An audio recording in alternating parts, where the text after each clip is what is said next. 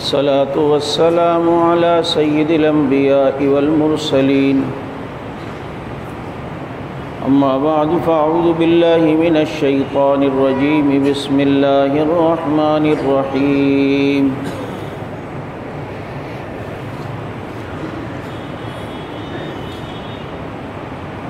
ما كان محمد أبا أحد من رجالكم ولكن رسول الله وخاتم النبيين وكان الله بكل شيء عليما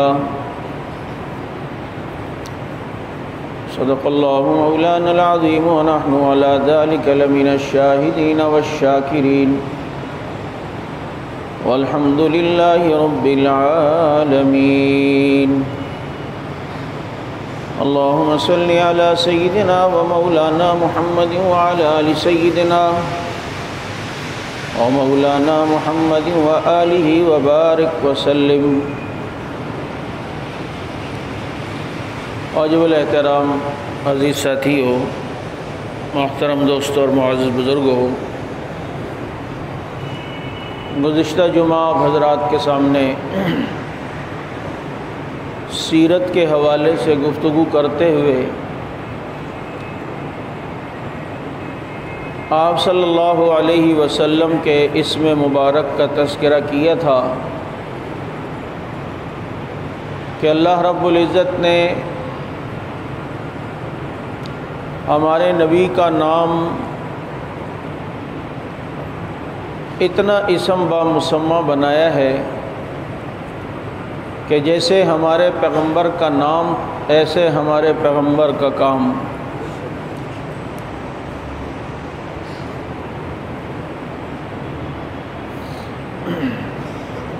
اور آپ صلی اللہ تعالی علیہ وسلم کے نام نامی اسم گرامی کا تذکرہ مختلف کتابوں میں مختلف ناموں سے مذکور ہے۔ مولانا موسیٰ روحانی بازی رحمۃ اللہ علیہ نے 500 سے زیادہ نام آپ صلی اللہ علیہ وسلم کے برکات المکیہ کتاب میں جمع فرمائے، اور ہر نام کے ساتھ انہوں نے درود پاک لکھا ہے۔ آپ صلی اللہ علیہ وسلم کے جس نام کو دیکھیں اس نام پر کئی گھنٹے گفتگو ہو سکتی ہے۔ آپ صلی اللہ علیہ وسلم کے ناموں میں احمد ہے، حامد ہے، محمود ہے، تہامی ہے، ہاشمی ہے، نبی الملاحم ہے، نبی السیف ہے، ایسے بے شمار نام آپ صلی اللہ علیہ وسلم کے مذکور ہیں۔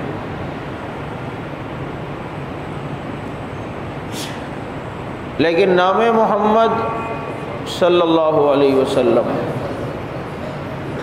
اس کی برکات کچھ اور ہی ہیں۔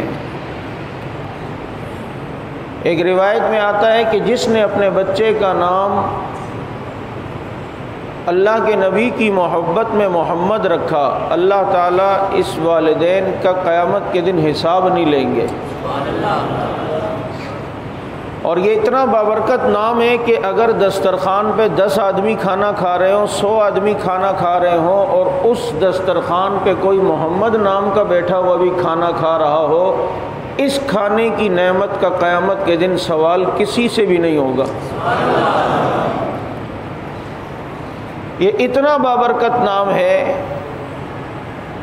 کہ مجرب عمل ہے، اور ہزاروں لوگوں نے اس کو آزمایا ہے کہ اگر کسی کی اولاد نرینہ نہ ہوتی ہو، وہ نیت کر لے کہ اللہ نے مجھے بیٹا دیا تو میں اس کا نام نبی کی محبت میں محمد رکھوں گا، اللہ نبی کے صدقے اسے اولاد نرینہ عطا فرمائیں گے۔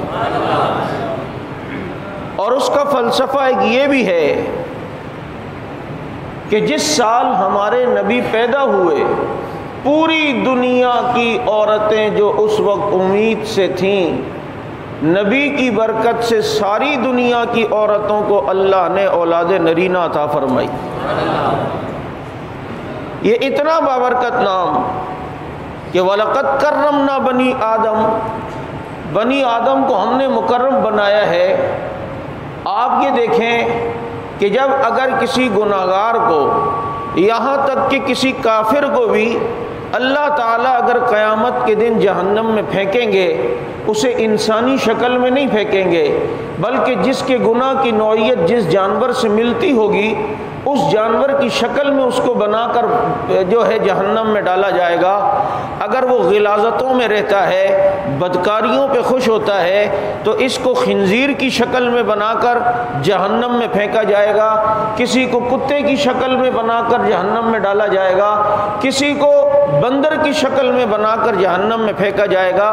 انسان کو انسانی حیت میں اور انسانی جسامت کے ساتھ جہنم میں کیوں نہیں پھینکا جائے گا؟ کہ اس کی جسم کی حیت کو اللہ نے محمد نام کے ساتھ تشبیہ دیتے ہوئے بنایا ہے۔ یہ انسان کا سر یہ میم ہے، اس کے یہ ہاتھ میم ہا کی ہا ہے، اس کا یہ مڑا ہوا جسم دوبارہ میم ہے، اس کے یہ مڑے ہوئے پاؤں یہ دال ہے۔ انسانی ساخت کو اللہ نے نام محمد پہ بنایا۔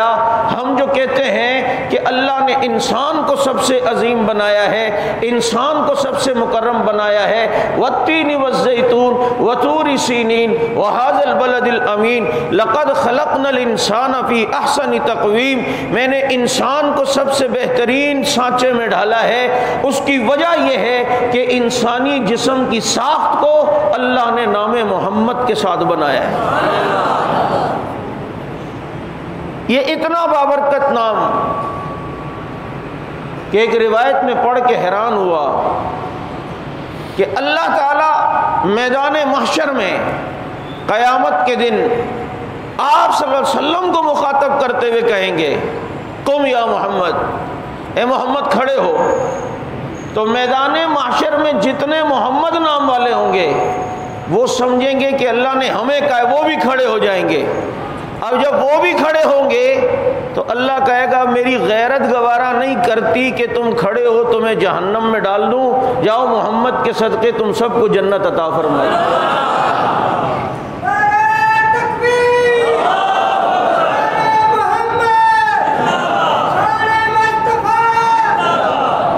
یہ روایت میں نے کہیں پیش کی تو مجھے ایک صاحب بعد میں کہنے لگے پھر تو مزے محمد نام رکھ دو، پھر جتنا گناہ بھی کرو، جتنا شرک کرو، جتنے گناہ گار ہو، پھر تو مزے، کوئی ٹینشن کی بات ہی نہیں۔ میں نے کہا بابو، اللہ رب العزت سنوائے گا بھی اس کو جس محمد کو جنت میں لے جانا ہوگا، سنوائے گا بھی اس کو، یہ آواز سنے گا بھی وہ، کیونکہ توفیق تو اللہ کی طرف سے ملے گی نا، کہ جو شرک سے پاک ہو نام محمد کا، جو گناہ کبیرہ سے پاک ہو، تو جس اگر گناہ کبیرہ میں بھی ہے لیکن کیا پتہ اللہ کی نظر رحمت اس کی کسی نیکی پر پڑے اور اس کی وجہ سے اس کی بخشش ہو، تو یہ نام سنوائے گا بھی اسے، اس محمد نام کے آدمی کو کہ جس کو جنت میں لے جانا مقصود ہوتا ہے۔ یہ بھی تو اللہ رب العزت کی حکمتیں ہیں۔ جبھی تو آپ سنتے ہیں کہ اگر کوئی شخص صبح کو سورہ یاسین پڑھ لے، یا صبح کو آیت الکرسی پڑھ لے، یا صبح کے شروع میں 3 بار سورہ فاتحہ، 3 بار آیت الکرسی اور 3 بار آخری تینوں قل پڑھ لے، اس کو موت نہیں آئے گی۔ تو جب یہ بات غالباً مولانا عبد الحی رحمۃ اللہ علیہ نے بتائی اپنے بیان میں، تو ایک کہنے لگا حضرت دنیا میں تو پھر کوئی مرے گا ہی نہیں۔ فرمایا جس دن مرنا ہوگا اللہ اس دن بھلا بھی دے گا، صبح پڑھنا ہی بھول جائے گا۔ اب اس کے پڑھنے کا فائدہ کیا ہے؟ فائدہ یہ کہ ڈپریشن کا مریض، نفسیاتی مریض یا ٹینشن کا مریض، یہ اس کو تسلی ہے۔ اگر جو ہر وقت ڈرتا رہتا ہے یار مارا نہ جاؤں، باہر نکلوں گا قتل نہ ہو جاؤں، یار ناگن چورنگی جمعہ پڑھنے جاؤں گا کہیں ٹارگٹ نہ ہو جاؤں، یار یہاں جاؤں گا فاروقی صاحب سے ہاتھ میں لاؤں گا کہیں واپسی پہ مجھے مار نہ دیے، اس قسم کے جو ٹینشنی لوگ ہوتے ہیں، یہ ایک طریقے سے ان کو تسلی ہے کہ اگر انہوں نے صبح پڑھ لی ہے تو پورا دن ان کا سکون سے گزرے گا، اطمینان سے گزرے گا کہ کہ یار میں نے تو صبح یہ وظائف کیے، مجھے امید ہے کہ انشاءاللہ میری موت نہیں ہوگی۔ ہاں جس دن قسمت میں ہوتی ہے اس دن موت آتی ہے اور انسان پڑھنا ہی بھول جاتا ہے، لیکن اللہ رب العزت نے ان اعمال میں، ان وظائف کے اندر بڑی تاثیر رکھی ہے، بڑے اثرات رکھے ہیں۔ حضرت انس رضی اللہ تعالیٰ عنہ حجاج ابن یوسف کے دربار میں کھڑے ہیں، کئی عرصے تک روپوش تھے، آخر پکڑے گئے، پکڑ کے لائے، لا کر دربار میں کھڑا کیا، ہاتھ پاؤں بندھے ہوئے ہتکڑیوں میں۔ حجاج کہنے لگا انس بہت ستایا، آج دیکھ تجھے کیسا لٹکاؤں گا، تیری کیسی گردن اڑاؤں گا، تو نے بہت تنگ کیا، آخر ہتے آ گیا نا، اب دیکھ تیرے ساتھ کیا کرتا ہوں، تجھے نہیں چھوڑتا۔ حضرت انس بغیر ٹینشن کے اس کو کہتے ہیں حجاج سن، تو آج مجھے قتل کر ہی نہیں سکتا ہے۔ کہا کیوں بھائی، میرے لیے کیا مشکل ہے، میرے پاس سپاہی ہے، تو زنجیروں میں جکڑا ہوا ہے، تجھے قتل کرنا کیا مشکل ہے؟ تو حضرت انس کہتے ہیں میں نے اپنے نبی سے ایک دعا سیکھی ہے، اور وہ دعا جو صبح کو پڑھ لے اس دن اسے کوئی بھی نقصان نہیں پہنچا سکتا، اور اللہ کا شکر ہے آج فجر کے بعد میں وہ دعا پڑھ چکا ہوں۔ یہ بات جیسے ہی کی، حجاج نے کہا اس کی ہتکڑیاں کھول دو، جلدی سے کھول کے رہا کرو۔ جب رہا کیا، ساتھ کے چمچوں نے پوچھا یہ کیا بات ہوئی، ایک بندہ اتنی مشکل سے پکڑا گیا اور اتنے سے جملے پہ آپ نے اس کو چھوڑ دیا۔ حجاج کہتا ہے تمہیں کیا پتا، میں نے انس کے دونوں کندھوں پہ شیر بیٹھے ہوئے دیکھے، اگر میں تھوڑی دیر کرتا وہ مجھ پر حملہ کر کے چیر پھاڑ کے رکھ دیتے۔ تو ذرا کوئی روایت، کوئی ایسی باتیں سنا کریں تو اس سے خود کوئی بات نکالنے کے بجائے کسی سے پوچھ لینا چاہیے۔ تو میں یہ عرض کر رہا تھا کہ یہ نام محمد کی برکات ہیں کہ اللہ رب العزت نے اس نام کی اتنی برکت رکھی ہے۔ جناب محمد الرسول اللہ صلی اللہ علیہ وسلم خود کتنے صاحب برکت ہوں گے، خود کتنے برکت والے ہوں گے، پھر ان کا وجود مسعود کتنا بابرکت ہوگا کہ جس نبی کے نام کی اتنی برکات، اس نبی کے ہاتھوں میں کتنی برکت ہوگی، اس نبی کے کپڑوں میں کتنی برکت ہوگی، پھر اس پیغمبر کے جسم میں کتنی برکت ہوگی، پھر اس پیغمبر کی نگاہ میں کتنی برکت ہوگی، پھر اس پیغمبر کے دیکھنے میں کتنی برکت ہوگی، پھر اس پیغمبر کے بولنے میں کتنی برکت ہوگی، پھر اس پیغمبر کی آنکھوں میں کتنی برکت ہوگی، پھر اس کے پورے وجود میں کتنی برکت ہوگی۔ اتنی برکت اس پیغمبر کے وجود میں کہ وہ آسمان کی طرف منہ کر کے بولتا ہے، خدا اسے قرآن بناتا ہے، وہ پیغمبر گریوان میں جھانک کے دیکھ کے بولتا ہے، اللہ اسے حدیث بنا دیتا ہے۔ اس پیغمبر کے ہاتھوں میں اتنی برکت ہے کہ کھڑے ہوئے درخت کی طرف اشارہ کرے تو درخت بھی زمین پھاڑتا ہوا میرے نبی کے قدموں میں آ جایا کرتا ہے۔ اس پیغمبر کے تھوک میں اتنی برکت ہے کہ کڑوے کنویں میں تھوک پھینک دے وہ شہد کی طرح میٹھا ہوتا ہے۔ اگر کسی آٹے میں پیغمبر کا لعاب دہن پڑ جائے تو 4000 لوگ کھانا کھا لیں لیکن وہ کھانا ختم نہیں ہوتا ہے۔ یہ برکت اس پیغمبر کے وجود میں، اس کے ہاتھوں میں، اس کے دیکھنے میں، اس کے بولنے میں، اس کے نظر میں، اس کے دیکھنے میں، اس کے بصارت میں، اس کی بصیرت میں، اس کی زلفوں میں، اس کے وجود میں، اس کے کپڑوں پہ، اس کے لعاب دہن میں، یہ برکتیں پھر نبی میں کتنی ہوگی۔ آج ہم خوش نصیب ہیں کہ نام محمد کی برکات لے رہے ہیں، پھر وہ کتنے خوش نصیب تھے جو نام محمد کی برکت نہیں بلکہ جسم محمد کی برکتیں اپنے جسم میں لیا کرتے تھے۔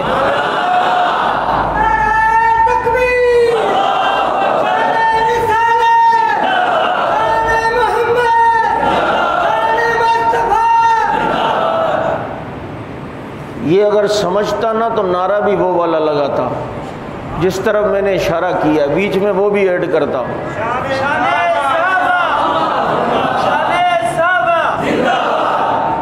سوچو آج ہم نام کی برکتیں لے رہے ہیں اور جو پیغمبر کے جسم کی برکت لیتے ہوں، وجود مسعود کے ساتھ رہتے ہوں، جو پیغمبر کے ہاتھ میں ہاتھ دے کر بیعت کرتے ہوں، پیغمبر کی نگاہ کی برکت لیتے ہوں، وہ کتنا خوش نصیب تھا جس نے گود میں سلا کے ساری برکتیں لے لی۔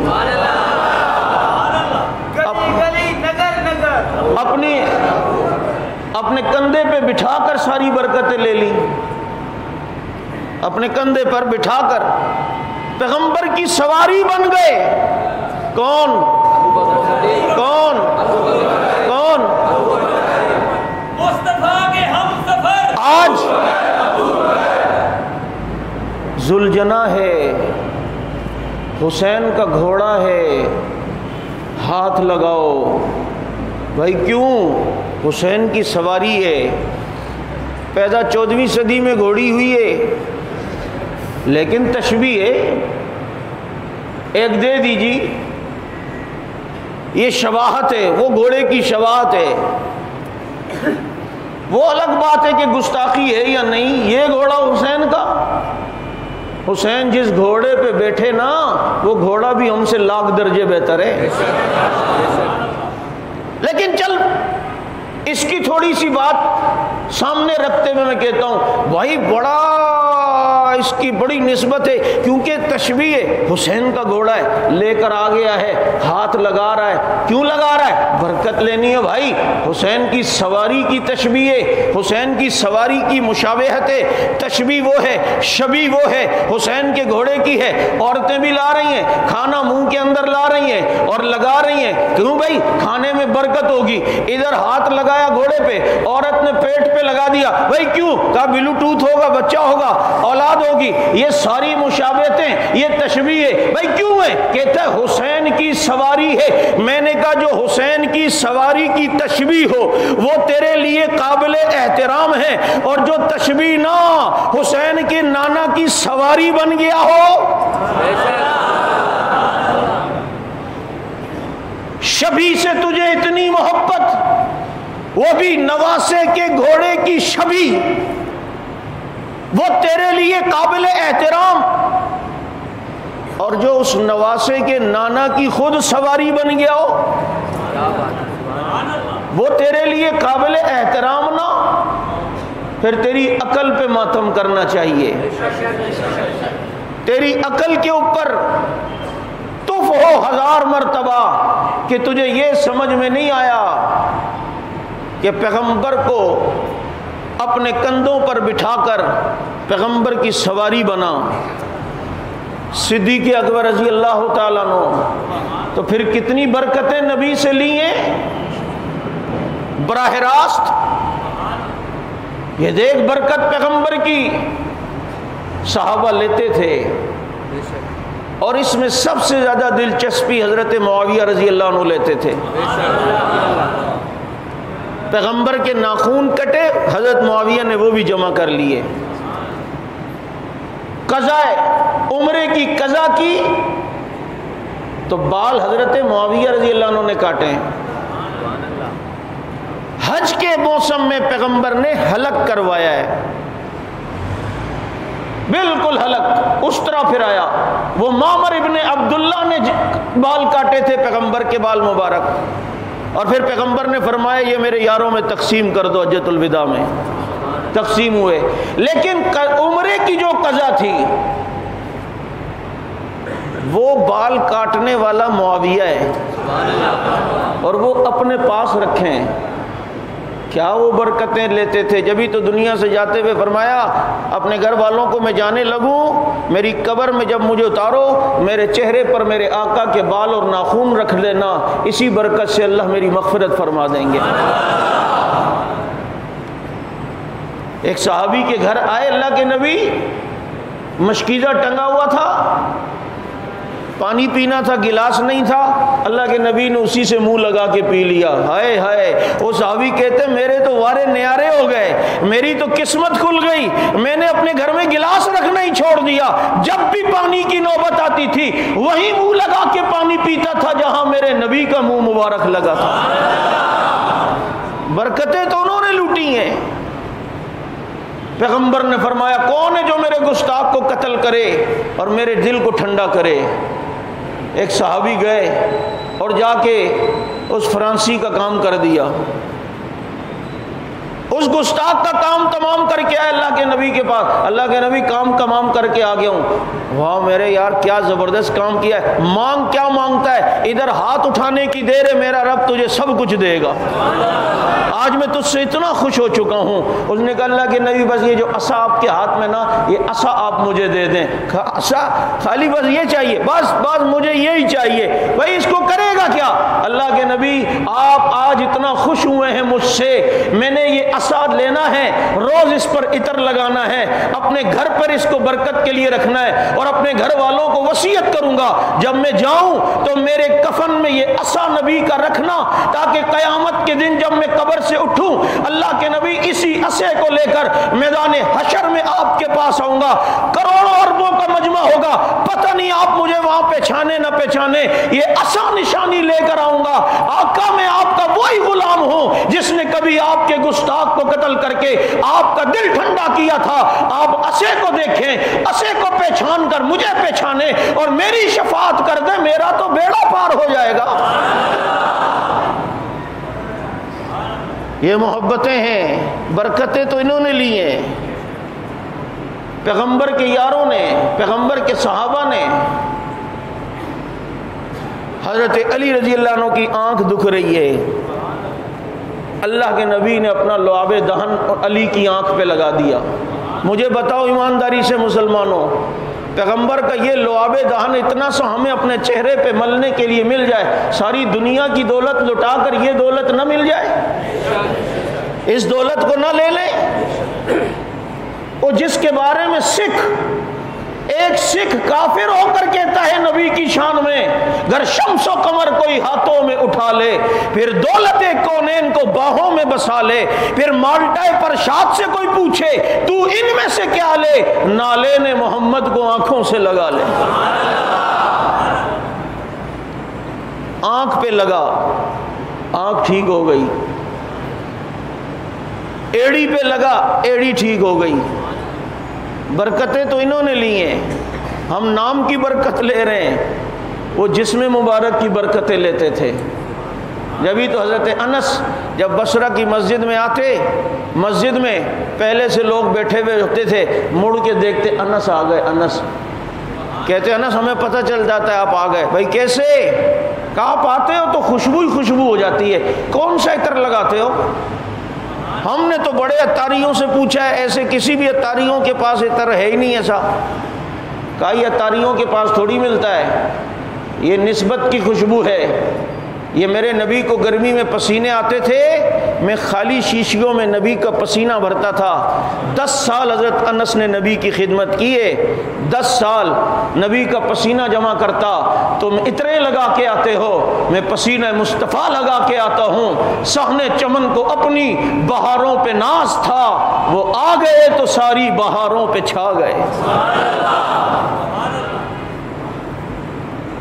حضرت معاویہ رضی اللہ تعالیٰ عنہ نبی کے ساتھ سواری پہ ہیں، پیٹ حضرت معاویہ کا نبی کی پیٹھ کے ساتھ لگا ہوا ہے. نبی نے دعا دے دی، اللہم املہ علما، اللہ معاویہ کے پیٹ کو علم سے بھر دے. معاویہ کے پیٹ کو علم سے بھر دے. حضرت انس کے بارے میں آتا ہے، ساتھیوں کی دعوت کی، دسترخوان بچھایا تو میلا تھا چمڑے کا، اٹھایا لپیٹا جلتے ہوئے تندور میں ڈالا. ساتھیوں نے یہ کیا دعوت نہیں کرو گے؟ کہا کرنا ہے نا، دسترخوان تو صاف کروں. اور بھائی پانی سے صاف ہوتا ہے یا کپڑے سے؟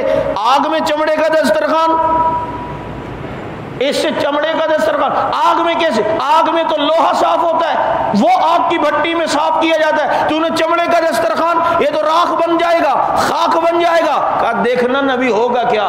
تھوڑی دیر بعد نکالا دسترخوان صاف. انس تیرے اس دسترخوان کو آگ نے کیوں نہیں جلایا؟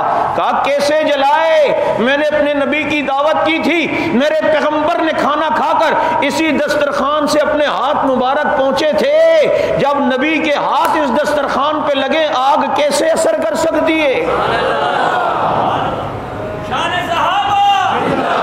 اور جس معاویہ کا پیٹ نبی کی پیٹھ سے ٹچ ہو، اور کون سی پیٹھ؟ وہ کہ جس کو قرآن نے کہا الذی انقذ ظہرک،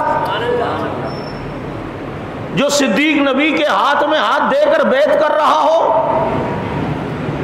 جس عمر کو نبی ہاتھ میں ہاتھ دے کر بیعت کرے، پھر ان پر آگ اثر کرے گی؟ اللہم املہ علما. پیٹ حضرت معاویہ کا نبی کی پیٹھ مبارک سے نبی نے دعا دی، اللہ معاویہ کے پیٹ کو علم سے بھر دے. میں نے پہلے بھی رجب میں کہا تھا کہ اعتراض کرتا ہے معاویہ کا دشمن، ہو پیٹ میں دعا، علم پیٹ میں ہوتا ہے کیا؟ یہ روایت ہی ٹھیک نہیں ہے بھائی. پیٹ میں علم تھوڑی ہوتا ہے، تو دماغ میں ہوتا ہے. میں نے کہا تو جو کہتا ہے ہم آپ کو دل کی گہرائیوں سے چاہتے ہیں، تیرا دل سوچتا ہے یا دماغ سوچتا ہے؟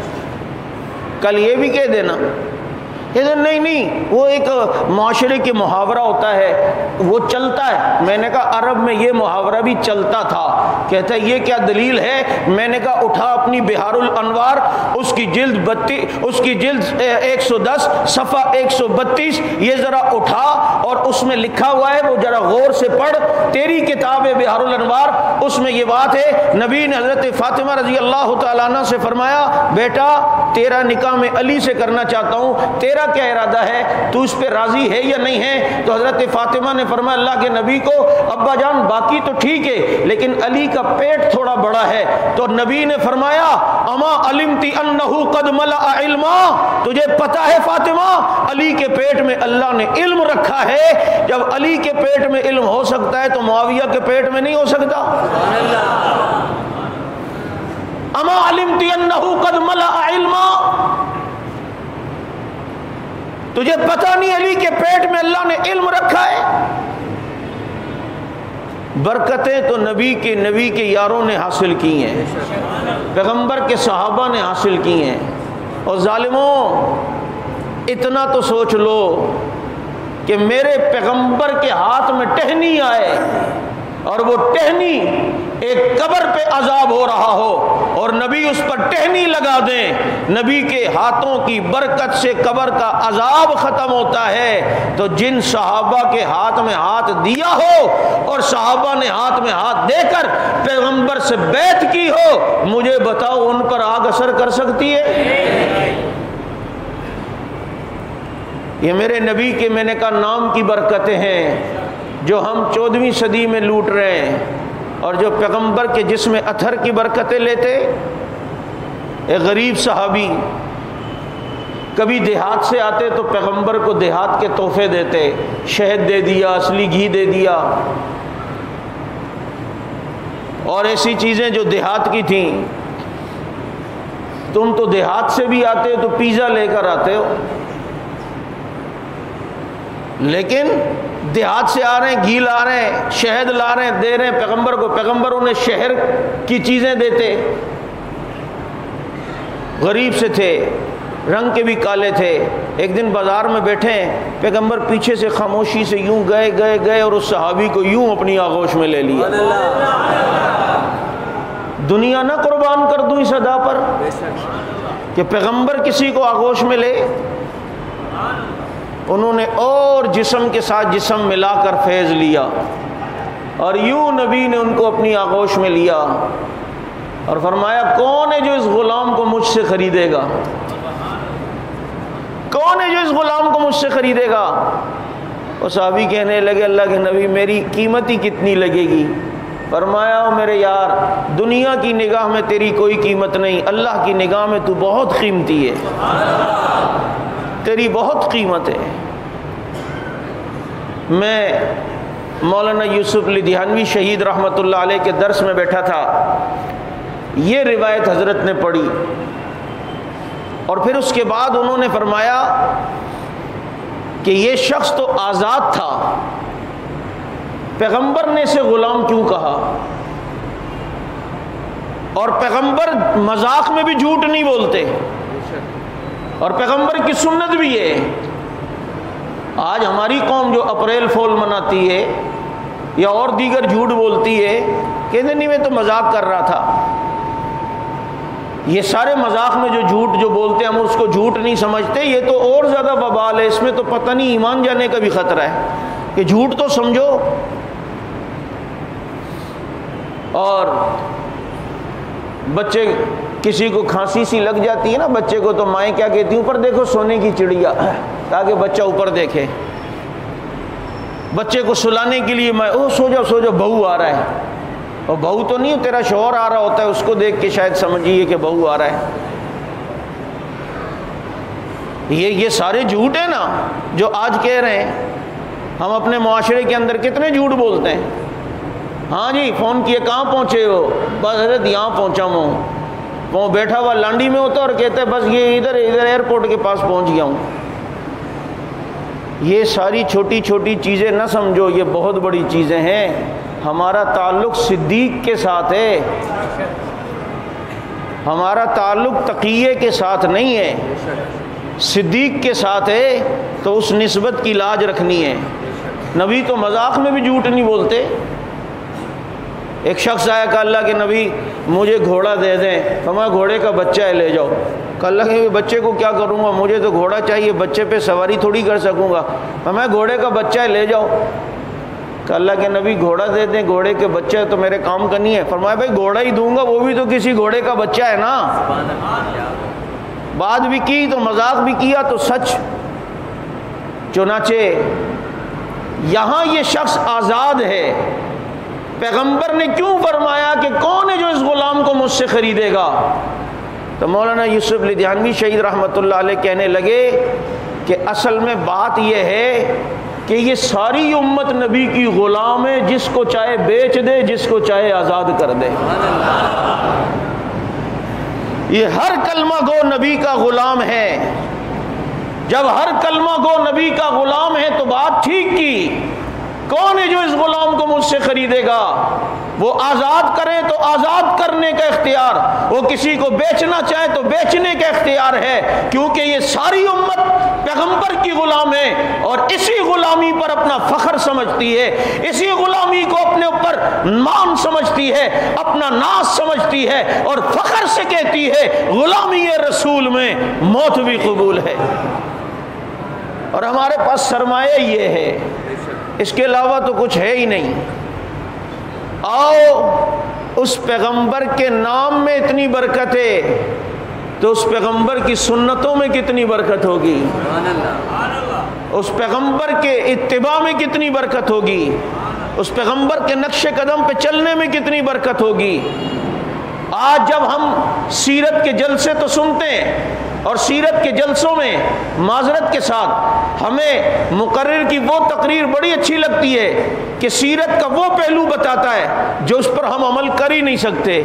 ہاں وہ سیرت کا پہلو بیان کرنا ثواب ہے، لیکن ہم اس پر عمل کر ہی نہیں سکتے. کیسے؟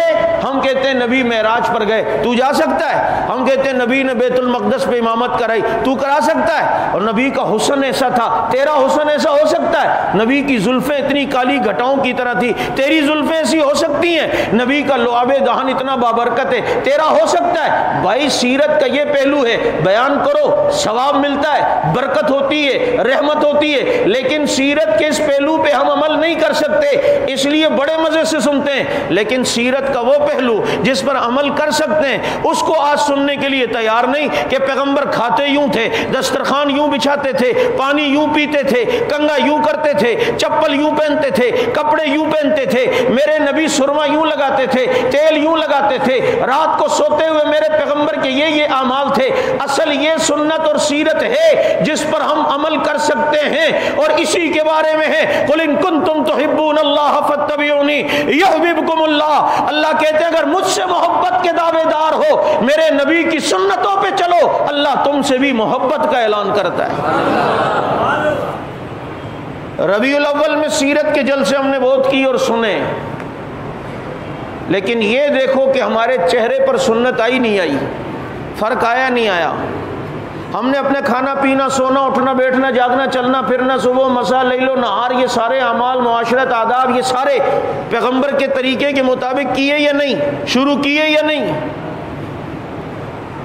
خدا کی قسم یہ اتباع کا جذبہ حضرات صحابہ کرام سے سیکھو.